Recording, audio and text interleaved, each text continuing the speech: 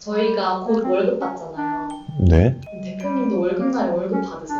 월급 받죠? 그러면 인센티브 성과급도 받나요? 받을 수는 있는데 인센티브라기보다는 주주 배당을 하겠죠. 1년간의 성과를 기준으로 그중에 잉여금의 몇 %를 배당을 하자라는 주주 총회를 통해서 결의를 하고 배당을 하게 되겠죠. 그렇게 돈을 법니다. 오늘은 돈 얘기를 하는 건가요?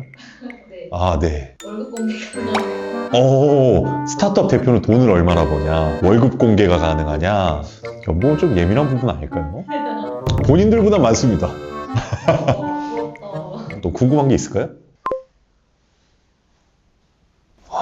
그거 회사의 사정마다 너무 다르겠죠. 초반에는 급여를 가져가지 않고 서비스를 만들죠. 일단 무급으로 참여를 하게 되죠. 그러다가 월급이 발생되는 시기라고 보면 몇 가지의 상황들이 있을 것 같은데, 첫 번째는 정부 지원 사업을 통해서 뭔가 지원을 받는 경우, 그럴 때 대표자 인건비를 일부 녹일 수 있으니까 인건비 창출이 가능하다. 그 다음에 투자를 받게 된 이후에도 투자금이 들어온 데서 급여가 나갈 수 있으니까 가능하다. 세 번째는 매출을 만들어서 그 안에서 이제 급여를 가져간다. 이 고민들을 실제로 되게 많이 해요. 기술적인 역할을 다 보유하고 있는 조직이 스타트업이다 보니까 이것 좀 만들어주세요, 저것 좀 만들어주세요, 이런 요청들이 중간에 많이 끼게 되면서 대표들이 고민에 빠지는 거야. 우리가 가려고 하는 이 아이템의 방향을 계속해서 집중하고 돈은 조금 나중에 벌어야 되는 게 맞는 것인가, 아니면 조금씩이라도 매출을 확보하면서 가야 되는 것이냐. 저는 일단은 회사 자체의 목적성에 조금 집중했으면 좋겠다. 그러니까 스타트업이고 뭐고 결국에 영리를 추구하지 못하고 돈을 벌지 못하면 없어지잖아요. 내가 책임지고 채용한 직원들의 월급을 못 주잖아요. 우리의 상황이 그 정도로 안 좋은데 외주개발 건들을 수행하지 않고 어떻게 가죠? 그게 장사라 할지더라도 그 장사를 일부라도 좀 하면서 비전도 봐야지. 끊임없이 비전만 보면서 어떻게 굶고 삽니까? 혼자서는 그럴 수 있다고 쳐도 멤버들은 어떡합니까? 급여를 못 주는데. 외주 개발의 차원에서 대표들이 결정을 하게 된다면 우리의 서비스의 결과 어느 정도 이어지는 외주 개발건들은 하는 게 좋다라고 봐요. 하게 되면서 또 새로운 경험도 하게 되고 이 안에서 또 기회를 찾게 되는 경우들도 있어요. 근데 아예 시도 자체를 안 하면 기회 자체를 맞닥뜨릴 일도 없고 계속 이제 자금난에 시달리고 투자를 받게 되지 못하면 회사를 뭔가 접어야 되는 수순?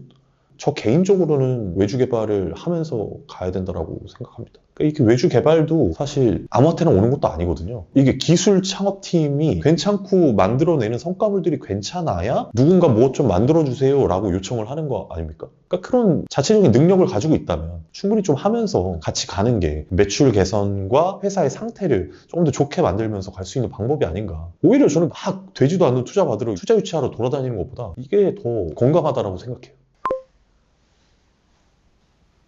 앞서서 얘기한 주주 배당을 받는 방법이 추가적으로 있을 것 같고, 구주 매각이라고 표현을 하는데, 회사를 잘 키워서 투자의 라운드를 밟는 과정에서 본인의 주식을 일부 판매해서 현금을 좀 확보한다 라고 하게 되면 돈을 벌게 되는 케이스가 있을 것이고, 또 회사가 전체적으로 매각을 한다, M&A 측면이 있을 것이고, IPO를 간다, 그러니까 기업 공개를 해서 주식을 일반 다수의 사용자들한테 주식시장에 판다. 그러니까 결국에는 회사가 잉여금을 남겨서 배당을 한다. 그 다음에 나머지 세 가지는 주식을 판다. 결국 회사의 가치를 올린다는 건 주식의 가치를 올리는 것과 같아요. 주식의 가치를 올려서 내가 가진 주식을 판매했을 때 돈을 벌 수 있다. 그런 측면으로 바라보시면 되겠습니다. 그렇죠. 그러면 잘 된 사람이 돈을 벌지 잘 되지 않은 사람이 돈을 벌 수 있겠습니까? 자본주의 사회에서. 근데 사실 스타트업을 운영해서 대표자가 돈을 많이 버는 단계까지 간다, 이거 자체가 게임으로 따지면 난이도 헬. 진짜 1000개의 회사 중에 뭐 한두 개 할까 말까 한 것 같은데.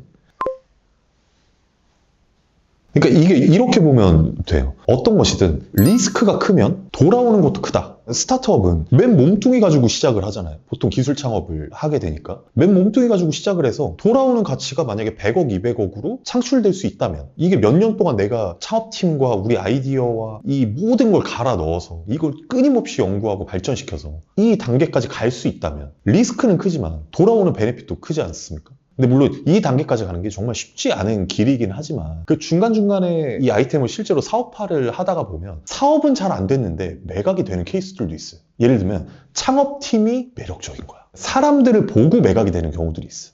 창업팀을 우리가 인수할게. 우리 회사에 들어와서 이 창업팀으로 사업을 한다면 성공할 수 있어. 라는 기준으로 인수를 하게 되는 거죠. 그러면 아까 얘기한 세 가지, 주식을 판매하는 방식으로 해당이 되고 돈을 벌 수 있겠죠. 물론 이 금액을, 큰 금액을 제시하진 않을 겁니다. 창업팀만 가지고 가는데 뭐 몇백억의 돈을 지불하고 사가진 않을 테니까요. 그리고 아이템만 인수하는 경우들도 존재해요. 그러니까 예를 들면 이런 경우는 소프트웨어는 너무 잘 만들어놨어. 근데 이것들을 세일즈하거나 마케팅하는 능력이 부족해. 그러면 세일즈나 마케팅 차원에서의 인프라를 보유하고 있거나 능력이 뛰어난 회사는 이런 서비스를 가지고 가서 본인들이 서비스를 한다면 되게 잘 될 수 있겠죠. 그런 경우에 서비스만 매각이 될 수도 있겠지. 그러니까 이게 엄청나게 잘 되고 매출 빵빵 터트리고 영업이익 빵빵 터트리고 막 누구나 알만한 서비스, 이런 서비스들만 매각이 되는 것도 아니다. 그러니까 주식을 판매한다는 것은 서비스만도 판매가 될 수도 있고 팀으로도 충분히 매각이 될 수 있다. 그럼 대표는 월급을 자기 마음대로 설정을 할 수 있나요?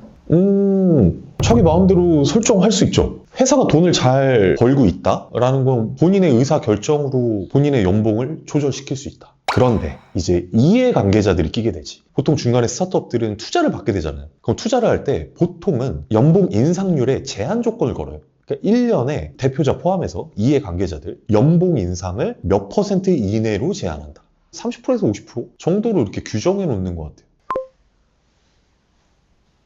저는 월급을 별로 신경을 안 쓰죠. 근데 이거는 제 좀 성향인 것 같아요. 그러니까 창업 되게 초창기 20대 때도 그렇게 막 월급에 신경을 쓰면서 일을 하진 않았어요. 왜냐면 그냥 회사를 잘 만드는 게 중요한 거지. 회사가 나고 내가 회사인데 여기서 내가 뭐 연봉을 얼마나 가져간다 뭐 이게 굳이 중요할까? 결국 이것들로 내가 더 큰 이익을 창출할 수 있는 방향으로 나아가고 있으면 상관이 없는 것 같아요. 결국에 주식을 판매한다는 상황도 그렇게 맞이하게 될 수 있고, 회사에 잉여금이 쌓인 다음에 배당을 받아서도 내 수익을 채울 수 있고, 연봉 저 항상 그냥 뭐 되게 그냥 적정 수준으로 책정을 해서 받았던 것 같아요. 지금은 사실 어느 정도 이제 벌어놓은 돈도 좀 있고 하다 보니까 연봉을 크게 신경을 안 쓰죠. 저는 돈을 많이 쫓았어요, 어렸을 때. 그러니까 저는 그 스타트업을 하면서 세상을 바꿀 거야 라는 창대한 목표를 가지고 되게 큰 문제를 해결하고자 하는 창업가들을 되게 존경해요. 그들의 마인드 너무 멋있어요. 근데 저는 그 정도의 창업가는 아닌가 봐요. 그러니까 그릇 자체가 그렇게 크지는 않나 봐. 저는 현실적으로 내 가족들, 우리 멤버들, 친구들, 내 주변에 있는 사람들 챙기는 게 저는 더 중요하더라고요, 저한테는. 그래서 그들을 챙기려면 돈을 벌고 싶었어요, 그냥 사업해서. 제 사업을 통해서 뭔가 세상을 바꾸고 싶다 이런 생각은 안 해본 것 같아요. 그렇게 뭔가 포장을 했을 수는 있지. 20대 때 초반에는 뭐 세상을 풍요롭게 만들 것이다 뭐 이런 입 바른 소리들도 조금 하고 했지만, 솔직하게 생각을 해보면 내 마음속에서 진심에서 우러나오는 소리는 아니었다. 저는 그냥 사업을 하는 이유가 20대 때는 그냥 완벽하게 돈, 30대 초중반까지는 자기 증명, 지금은 그냥 재밌었어. 저는 스타트업을 하면서 그 혁신성을 쫓는, 세상을 바꾸고자 하는 창업가 분들의 부류와 돈을, 경제적인 부분들을 채우려고 하는 이 두 가지로 극명하게 좀 보이는 것 같은데, 저는 실제로 이 혁신성을 추구한다라고, 세상을 바꾼다라고 이야기하는 사람들 중에서도 상당 부분은 사실 돈의 목적성이 있는 경우들이 많을 거라고 봐요. 사실 어느 쪽이 뭐 좋다 나쁘다를 이야기할 수는 없는 것 같아요. 본인의 성향과 목적에 달려 있는 것이고, 그 목적에 각각 충실하면 되는 것이 아닌가. 근데 저는 혁신성만 추구하는 대표님들, 나는 일론 머스크가 될 거야, 나는 스티브 잡스가 될 거야 라고 생각하는 대표님들한테는 조금 현실적인 부분들도 좀 생각을 하면서 가시는 게 좋을 것 같다라고 조심스럽게 조언을 드려요. 왜냐면 언제까지 혁신할 거야 라는 말과 행동들 일부를 가지고 외부에서 자본을 끌어들여서 투자를 받아서 이걸 끌고 가야 되잖아요. 그게 어느 정도 수준까지는 가능한데 한계가 있거든. 그러니까 결국 수익을 발생시키고 돈을 벌으면서 가야 회사가 유지가 되는 것이고 멤버들이 남아있는 것이지. 그러니까 결국에 돈과 혁신은 둘 다 중요하다.